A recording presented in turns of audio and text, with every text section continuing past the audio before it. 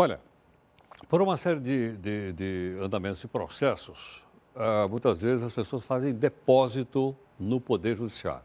Fica em poder do Poder Judiciário esse dinheiro e o Poder Judiciário depois decide para quem que esse dinheiro vai ser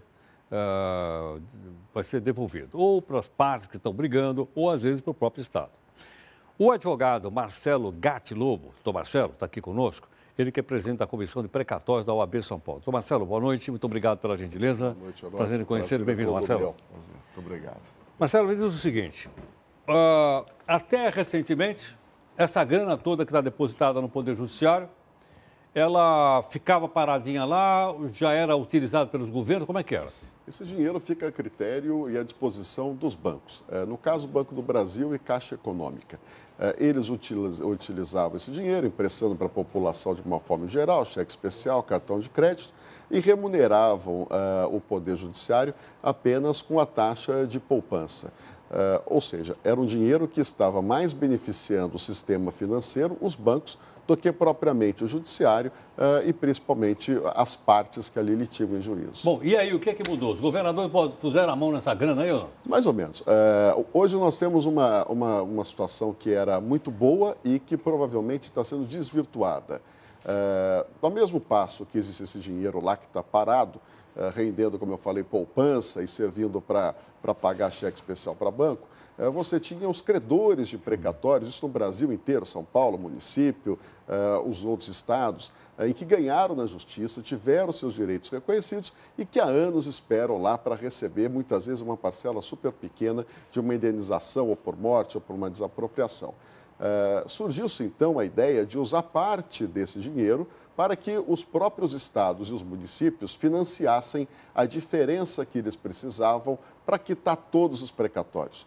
Isso é uma discussão que vem há muitos anos e ao longo do ano passado, de 2015, isso tornou-se realidade. Então, deixa eu entender. Então, o governo do Estado pegaria essa grana que hoje é usada pelos bancos, em vez de deixar na mão dos bancos, o governo do Estado pegaria esse dinheiro e pagaria os precatórios. Exatamente. É isso? Uma parte dela. Cerca aí de 30% de todos os depósitos ou 70% daqueles depósitos judiciais em que ele, governo, litiga em juízo, em que ele é parte. É isso. E para isso foi feita uma lei complementar federal, de autoria inclusive do senador José Serra, aqui em São Paulo, Lei Complementar 151, que autorizou os governos a pegar esse dinheiro e pagar exclusivamente o precatório. Exatamente. Bom, e aí, o que eles fizeram com a grana? Aí nós temos duas situações. Muitos estados não esperaram que essa lei ficasse pronta e fizeram leis estaduais, onde ele, Estado, dizia lá, passava uma lei na Assembleia e falava assim, olha aí, o Estado posso usar esse dinheiro e posso usar não só para pagar precatório, mas para pagar as contas do governo. E aí pagar aposentadoria, pensão, o sistema previdenciário dos próprios governos. E os precatórios ficarem abertos.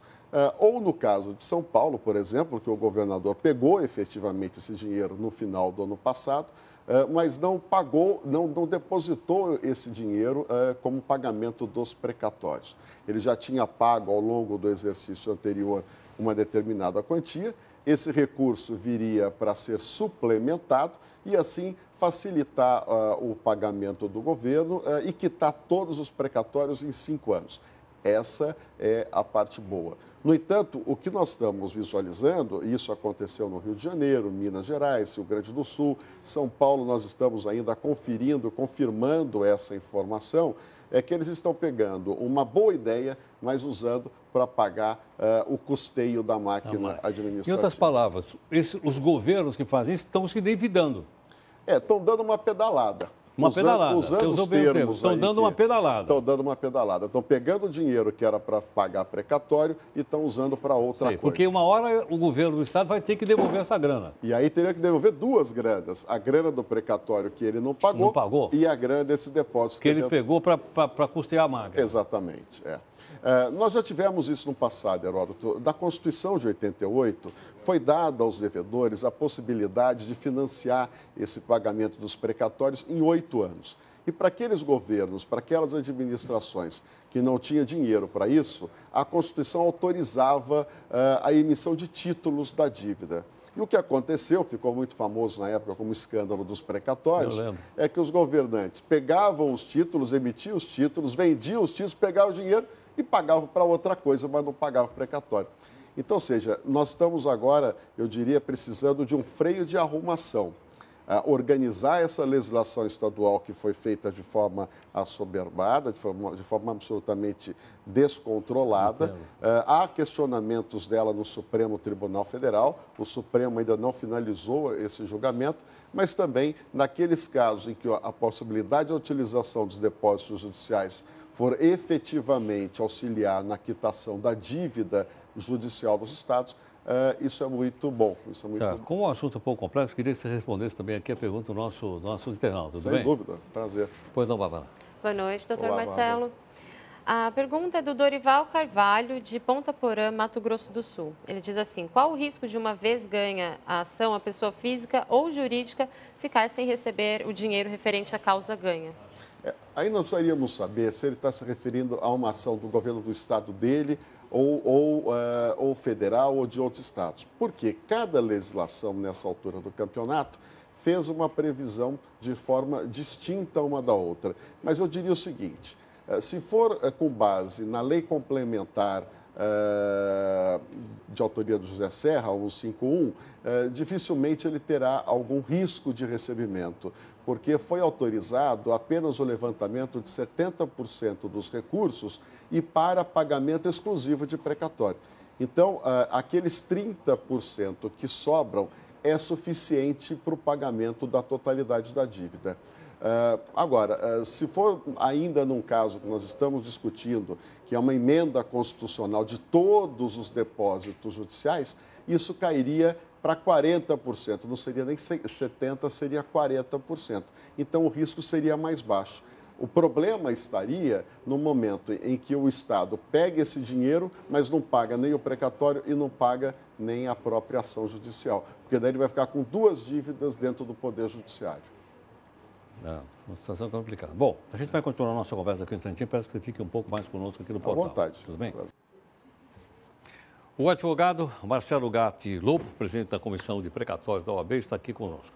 Marcelo, ainda voltando a respeito da questão, os governos sempre deixaram o precatório para lá, né? Porque o sujeito morre... E aí não recebe. Aí não recebe. Né? Aí fica para a família, nem todo mundo sabe que tem o tal do precatório. É verdade. Acaba ficando dinheiro para o Estado. Não. Nesses casos, há uma pressão muito grande para habilitar os herdeiros, porque esse dinheiro deve passar de pessoa para pessoa. Né? Os seus herdeiros, os filhos, os parentes, eles têm direito a isso. E, no fundo, é isso que acontece. Essas ações que hoje estão sendo pagas em São Paulo, por exemplo, Heródoto, são ações que começaram no começo da década de 90. Nós temos ações ainda da década de 80, que até hoje não foram pagas. Nós estamos num processo de quitação desse sistema. Atualmente, nós temos uma decisão do Supremo que garante que toda essa dívida tem que ser paga ao longo dos próximos 5 anos. O que nós estamos visualizando é que os governos não têm hoje tido muita disposição política em cumprir essa decisão. Não dá voto, isso não dá voto. Não dá voto, com certeza não dá voto e nem propina. Né? Nem propina. Nem uma coisa nem outra. Exatamente.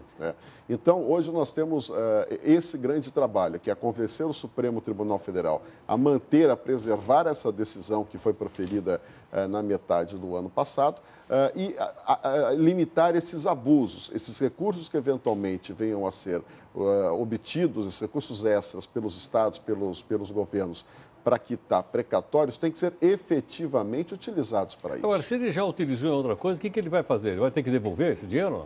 Então, em algumas situações, precisa ser avaliado se vai haver essa necessidade de devolução ou não. Porque se o que ele utilizou ainda permanece recurso suficiente para honrar essas dívidas, aí não é o caso da devolução.